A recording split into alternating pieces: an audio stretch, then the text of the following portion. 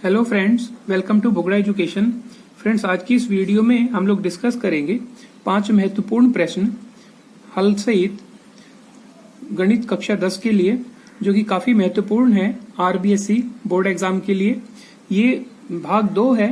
इससे पहले हम लोगों ने 10 महत्वपूर्ण प्रश्न हल के सहित डिस्कस किए हैं, जिसका लिंक हम आप लोगों के लिए डिस्क्रिप्शन बॉक्स में अवेलेबल करा देंगे, आप वहां से देख सकते हैं। तो हम स्टार्ट करते हैं प्रश्न नंबर 11 से। सिद्ध कीजिए 1 प्लस सेक ए बटा सेक ए इक्वल्स टू साइन स्क्वायर ए बटा 1 माइनस कोस ए।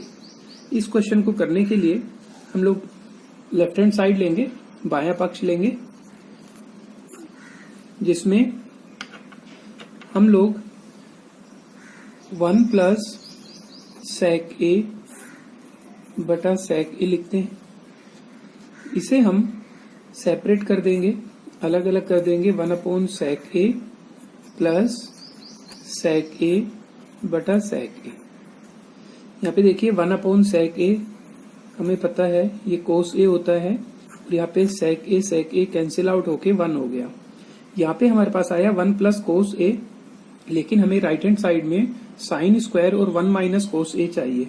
तो यहाँ पे हम लोग, अगर आपको इससे आगे डायरेक्टली समझ में नहीं आता तो आप राइट हैंड साइड लेके उसको भी 1 प्लस कोस ए तक ला सकते हैं, या फिर इसी को आगे अगर आप कंटिन्यू करना चाहें तो 1 प्लस कोस ए हमें गिवन है, दिया हुआ है। इसके साथ मैं 1 माइनस कोस ए मल्टीप्लाई करता हूं और इसे मैं 1 माइनस कोस ए से भाग भी देता हूं। तो इस तरह से यहाँ पे मैं a plus b a minus b formula लगाता हूं, तो ये 1 माइनस कोस स्क्वायर ए बनता है और नीचे 1 माइनस कोस ए। अब यहाँ पे 1 माइनस कोस स्क्वायर ए को मैं लिख सकता हूँ साइन स्क्वायर ए बटा 1 माइनस कोस ए। ऐसा हमने क्यों लिखा? क्योंकि हमें पता है साइन स्क्वायर ए प्लस कोस स्क्वायर ए बराबर 1। तो यहाँ पे अगर मुझे साइन स्क्वायर ए लिखना हो तो मैं इस कोस स्क्वायर ए को शिफ्ट कर दूंगा राइट हैंड साइड में, तो ये बन जाएगा साइन स्क्वायर ए बराबर 1 माइनस कोस स्क्वायर ए।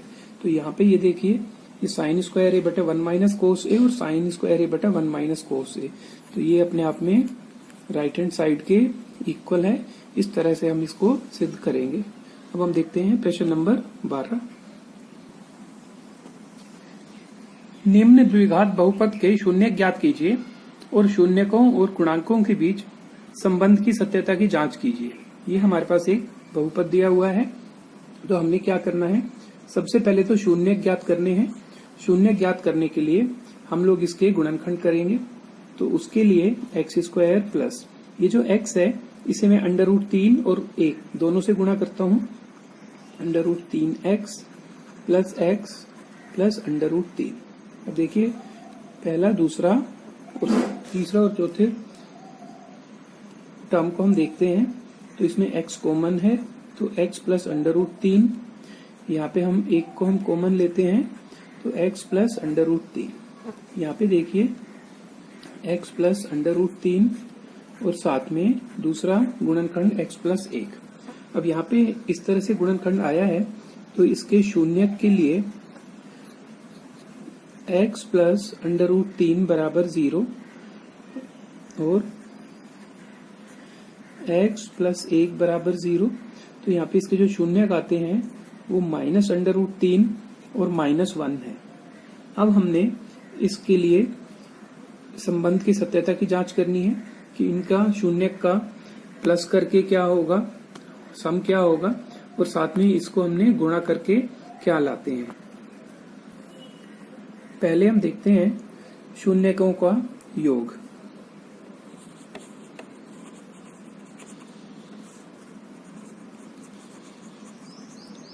इनका हमने योग किया तो हमारे पास आया माइनस √3 -1, इसमें से माइनस हमने कॉमन लिया तो √3 प्लस 1। अब इसे हम लिख सकते हैं माइनस √3 प्लस 1 बटा 1।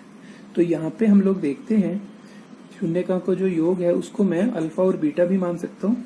तो यहाँ पे माइनस √3 प्लस 1 जो है वो क्या है, b और एक क्या है ए, जिसे हम यूं भी मान सकते हैं कि यहाँ पे ये जो बी है ये हमारे पास जो हमें संबंध ये द्विघात बहुपद दिया हुआ है उसमें एक्स का गुणक है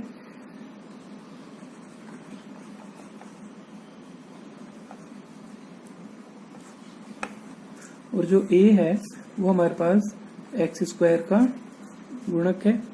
और साथ में अगर मैं इसके योग के बाद मैं इनके गुणन की बात करूं, शून्यकों का गुणन, तो यहाँ पे मैं लिख सकता हूं -√3 गुणा -1 जो होगा √3। √3 को मैं लिख सकता हूं √3/1। तो यहाँ पे बहुपद जो है उसमें √3 तो हमारे पास क्या है, कांस्टेंट टर्म है जिसे हम c लिख सकते हैं, और जो 1 है वो हमारे पास एक्स स्क्वायर का गुणक है। तो इस तरह से हम इसको अटेम्प्ट करेंगे। अब हम देखते हैं प्रश्न नंबर 13। एक 80 मीटर चौड़ी सड़क के दोनों ओर आमने सामने समान लंबाई के 2 खंबे लगे हुए हैं। इन दोनों खंभों के मध्य सड़क के एक बिंदु से खंभों के शिखर के उन्नयन कोण क्रमशः 60 डिग्री एवं 30 डिग्री हैं। खंभों की ऊंचाई तथा खंभों के बीच की दूरी ज्ञात कीजिए। सबसे पहले हमने इस प्रश्न का एक डायग्राम बनाना होगा, उसके बाद हम इसको सॉल्व करेंगे। इस प्रश्न के लिए सबसे पहले हम लोगों ने एक सही डायग्राम बनाना है, क्योंकि अगर सही डायग्राम बनाते हैं तो इसका आंसर भी सही आएगा। तो इसके लिए देखिए ये दोनों खंबे हैं ए बी और डी ई, दोनों की ऊंचाई हमने h मान ली, h मीटर। यहाँ पे एक पॉइंट हमने लिया है बी और सी जो कि 80 मीटर दूरी पर हैं। इनके बीच में हमने एक पॉइंट लिया जिससे कि ए और ई का उन्नयन कोण 60 और 30 है। ये उन्नयन कोण अलग अलग है इसका, इसलिए हम लोगों ने इसको बिल्कुल मध्य बिंदु नहीं लिया, क्योंकि अगर मध्य बिंदु लेते तो ये दोनों उन्नयन कोण बराबर होते। तो यहाँ पे जिस तरफ खंबे के पास में पॉइंट होगा वहां पे उन्नयन कोण ज्यादा होगा, और जितना हम इसे दूर होते जाएंगे उतना ही उन्नयन कोण कम होता जाएगा। तो हमने यहाँ पे मान लिया कि प्रत्येक खंबे की ऊंचाई h मीटर, BC को हमने x मीटर माना है, तो CD हमारे पास 80 - x मीटर हो गया। अब इसको हमने पहले एक त्रिभुज ABC लेना है और फिर दूसरा त्रिभुज CDE लेना है। तो हम सबसे पहले लिखते हैं त्रिभुज ABC में, यहाँ पे देखिए हम लिखते हैं tan 60 डिग्री बराबर AB बटा BC। अब tan 60 डिग्री का मान √3 होता है। AB हमने यहाँ पे h माना है और BC को हमने x लिया है, तो इसको क्रॉस मल्टीप्लाई किया तो हमारे पास आता है h बराबर √3x। इसको हम समीकरण 1 मान लेते हैं।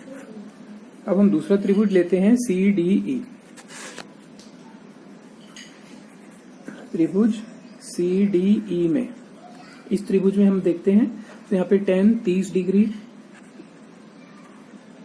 बराबर DE बटा CD, क्योंकि ये लंबटे आधार होता है, DE बटा CD। tan 30 डिग्री को हम 1/√3 लिख सकते हैं, तो ये बन गया h बटा 80 - x। यहाँ पे हम इसको क्रॉस मल्टीप्लाई करते हैं तो √3h बराबर 80 - x। अब हम देखते हैं समीकरण 1 में h की जो वैल्यू है √3x उसे हम यहाँ पे पुट करते हैं। सो √3h की जगह देखिए √3x में लिख सकता हूँ, तो ये बन गया 80 - x। इसको हम यहाँ पे लिखते हैं समीकरण 1 से, तो ये बन गया हमारे पास 3x बराबर 80 - x। तो x को मैं बाईं तरफ लेता हूँ, तो 3x + x बराबर 80। तो यहाँ से मैं बता सकता हूँ x बराबर 80/4। तो x का जो मान है वो हमारे पास आया 20 मीटर। अब इसका मतलब मैं ये कह सकता हूँ कि जो BC है वो 20 मीटर और CD जो बन गया BC 20 मीटर और साथ में CD 80 - 20 बराबर 60 मीटर। साथ में हमको इन खंभों की ऊंचाई भी बतानी है h। तो अब समीकरण 1 में मैं x की जगह 20 रख देता हूं, तो जो खंभों की ऊंचाई h है वो हमारे पास आती है, मैं यहीं पे साइड में लिख देता हूं। सो h बराबर √3 गुणा x, x का मान यहाँ पे 20 है, तो h हमारे पास हो गया 20√3 मीटर। चाहो तो आप √3 का मान 1.732 रख के भी इसका डेसिमल में, दशमलव में इसका मान निकाल सकते हैं। अब हम देखते हैं प्रश्न नंबर 14। बिंदुओं 11, 9 और 1, 2 को मिलाने वाली रेखा को समत्रिभाजित करने वाले बिंदुओं के निर्देशांक ज्ञात करो। इस क्वेश्चन को करने के लिए सबसे पहले हम लोग देखेंगे कि यहाँ पे बिंदु हैं 2, उनसे मिलके जो एक रेखा बनेगी उसको समत्रिभाजित, समत्रिभाजित का मतलब समान रूप से 3 बराबर बराबर भागों में विभाजित करना। तो यहाँ पे हम एक 11, 9 एक पॉइंट है, बिंदु है जिसको मैं A मानता हूं, जो B है वो है 1 और 2। तो इसको समत्रिभाजित का मतलब 3 बराबर बराबर भाग में P और Q 2 बिंदु हैं जो इसको बराबर भागों में विभाजित करते हैं। तो यहाँ पे देखिए ये तीनों भाग बराबर हैं, तो इसमें जितना भी AP होगा BP जो है उससे दुगना होगा। तो हम ये कह सकते हैं कि AP और PB में जो अनुपात होगा वो 1:2 होगा। अगर हम इसे निर्देशांक ज्यामिति के हिसाब से देखें तो यहाँ पे ये M1 और M2 बन जाएगा, 1 और 2। तो यहाँ पे हम लोग अंतः विभाजन सूत्र से करेंगे। तो उसके लिए पहले हम अंतः विभाजन सूत्र लिखते हैं। अंतः विभाजन सूत्र से हम पॉइंट P जो है उसके निर्देशांक बता सकते हैं। तो P के निर्देशांक बनेंगे M1x2 प्लस M2x1 बटा M1 प्लस M2 और M1y2 प्लस M2y1 बटा M1 प्लस M2। अब मैं यहाँ पे इसकी M1, M2 और ये x1, ये y1, x2 और y2 इनकी मैं वैल्यू पुट करता हूँ।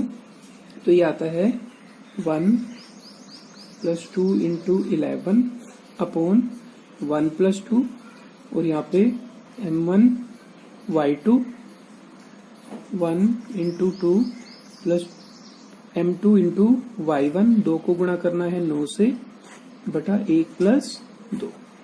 तो यहाँ पे जो P बिंदु है उसके निर्देशांक 1 प्लस 22/3 और 2 प्लस 18/3। तो यहाँ पे मैं P के निर्देशांक 23/3 और 20/3 बता सकता हूँ। तो मैं यहाँ पे लिख भी देता हूँ कि P के निर्देशांक 23/3 और 20/3 है। अब मुझे साथ में दूसरे बिंदु Q के भी निर्देशांक बताने हैं। तो Q के निर्देशांक के लिए भी आप यही कर सकते हैं कि A से लेके Q तक जो है वो 2 है और Q से लेके B तक है 1 है। तो इस तरह से Q के निर्देशांक के लिए यहाँ पे जो M1 और M2 बनेगा वो 2 और 1 का अनुपात बनेगा। इसे मैं दूसरे मेथड से भी कर सकता हूँ जो काफी आसान है। यहाँ पे देखिए P और B का जो मध्य बिंदु है वो Q है। तो Q को मैं मध्य बिंदु का जो विभाजन सूत्र है उससे भी मैं निकाल सकता हूँ। उसको पहले मैं लिखता हूँ, Q जो है वो PB का, देखिए PB का मध्य बिंदु Q है, मध्य बिंदु है, अतः Q के निर्देशांक। अब देखिए मध्य बिंदु का जो निर्देशांक है वो किस तरह से होंगे, x1 प्लस x2 बटा 2 और y1 प्लस y2 बटा 2। तो यहाँ पे मैं Q के निर्देशांक लिख सकता हूँ। देखिए यहाँ पे ये x1, ये y1, ये x2 और ये y2। तो इसके हिसाब से अगर मैं लिखता हूँ तो 23/3 प्लस 1/2 और 20/3 प्लस 2/2। तो यहाँ पे इसके निर्देशांक हमारे पास बनेंगे 26/3 गुणा 1/2 और 26/3 गुणा 1/2। 2 से ये कट के 13 और 2 से ये कट के 13। तो Q के जो निर्देशांक बने वो बने 13/3 और दूसरा निर्देशांक भी, दूसरा पार्ट भी 13/3।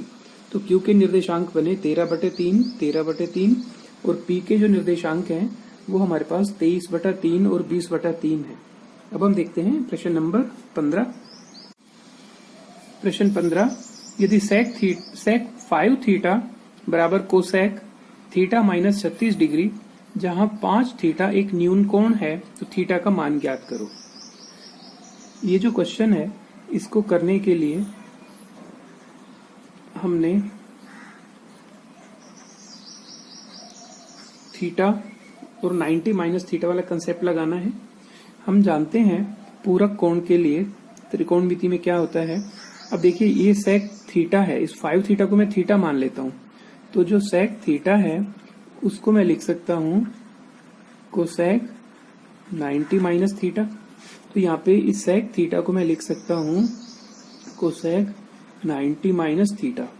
ऐसा हमने इसलिए किया क्योंकि ये दोनों कोसेक में चेंज हो गए। लेफ्ट हैंड साइड में देखिए कोसेक और राइट हैंड साइड में कोसेक। अब यहाँ पे कई स्टूडेंट्स कोसेक को कोसेक से कैंसिल आउट कर देते हैं, जो नहीं है क्योंकि कोसेक इसके साथ गुणा नहीं हो रहा है। तो यहाँ पे देखिए कोसेक के साथ जो एंगल है वही कोसेक के साथ दूसरे एंगल के बराबर है। ऐसा तभी हो सकता है बराबर जबकि उनके कोण आपस में बराबर हो। तो हम ये कह सकते हैं कि 90 माइनस 5 थीटा जो है वो बराबर होगा थीटा माइनस 36 डिग्री के। अब मैं माइनस 5 थीटा, इस थीटा को भी मैं बाईं तरफ शिफ्ट करता हूँ माइनस थीटा, और माइनस 36 माइनस 90, तो ये हो जाता है माइनस 6 थीटा माइनस 126 डिग्री। तो थीटा का मान हम निकाल सकते हैं यहाँ से माइनस 6, माइनस से माइनस कट गया, 6 दूनी 12 और 1, तो थीटा का मान यहाँ पे आ गया 21 डिग्री। तो हमने इस तरह से इस क्वेश्चन को अटेम्प्ट करना है। तो फ्रेंड्स ये थे 5 क्वेश्चन सॉल्यूशन के साथ में। इसी तरह से हम नेक्स्ट वीडियो में कोई और 5 क्वेश्चन जो काफ़ी महत्वपूर्ण होंगे आपके आरबीएससी के लिए उसको अपलोड करेंगे। आप हमारे इस चैनल के साथ जुड़े रहिए, इसी तरह की वीडियोस आप लोगों को मिलती रहेगी। वीडियो अच्छी लगी तो अपने दोस्तों के साथ ज़रूर शेयर करें। Thank you very much for watching this video.